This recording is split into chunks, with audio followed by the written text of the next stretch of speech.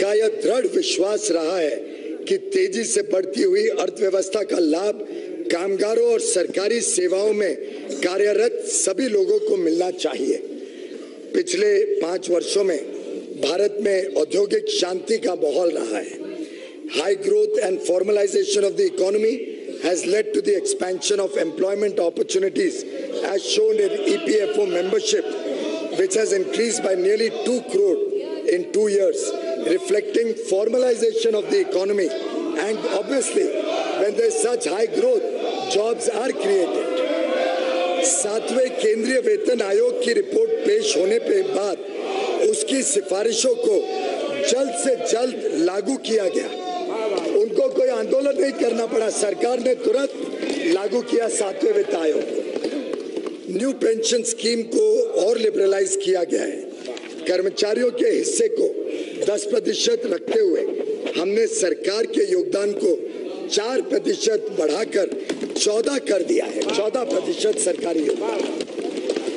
श्रमिकों के दिए जाने वाले बोनस आकलन की अधिकतम सीमा को भी 3,500 प्रति माह से बढ़ाकर दोगुनी कर गई। 7,000 व वेतन की अधिकतम सीमा को बढ़ाकर 10,000 से 21,000 प्रति माह कर दिया गया। जो लोग 21,000 तक प्रति माह कमाते हैं उनको बोनस मिलेगा और दुगना 7,000 तक बोनस देने का हमने निर्णय सरकार ने लिया है। ग्रेच्युटी के भुगतान की सीमा को 10 लाख से बढ़ाकर 20 लाख रुपए कर दी गई। पिछले 5 वर्षों के दौरान सभी श्रेणी के श्रमिकों के न्यूनतम वेतन में 42% की वृद्धि हुई, जो आज तक सर्वाधिक है। इसी प्रकार से ESI के एलिजिबिलिटी कवर की सीमा भी 15,000 प्रति माह से बढ़ाकर 21,000 प्रति माह कर दी गई है। प्रत्येक श्रमिक के लिए न्यूनतम पेंशन भी अब 1,000 रुपए है। सर्विस के दौरान किसी श्रमिक की मृत्यु होने की स्थिति में EPFO द्वारा राशि 2.5 लाख से बढ़ाकर 6 लाख रुपए सुनिश्चित की गई। आंगनवाड़ी और आशा योजना के तहत सभी श्रेणियों के कार्मिकों, हमारी माता बहनों को मानदेय में लगभग 50% की वृद्धि की गई।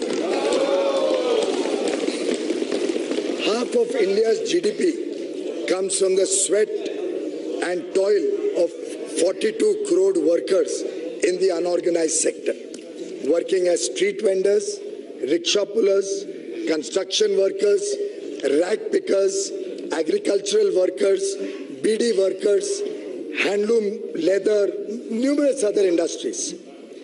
घरेलू कामगार भी बड़ी संख्या में काम कर रहे हैं। We must provide them a comprehensive social security coverage for their old age.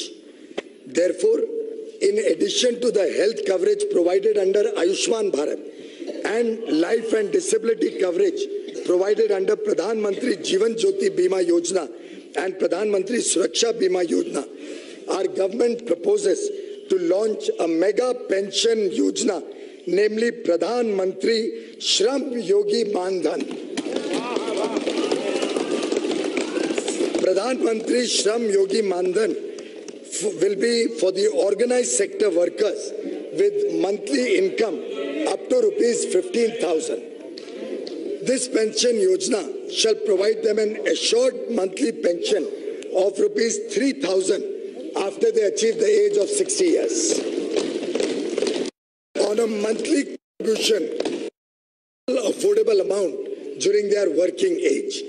An unorganized sector worker joining the pension yojana at the age of 29 years will only have to contribute 100 rupees per month till he attains the age of 60 years. A worker joining the pension yojana at 18 years of age will only have to contribute 55 rupees per month. सरकार इतना ही पैसा अपनी तरफ से उसमें जोड़ेगी. The government will contribute an equal matching share in the pension account of the worker every month.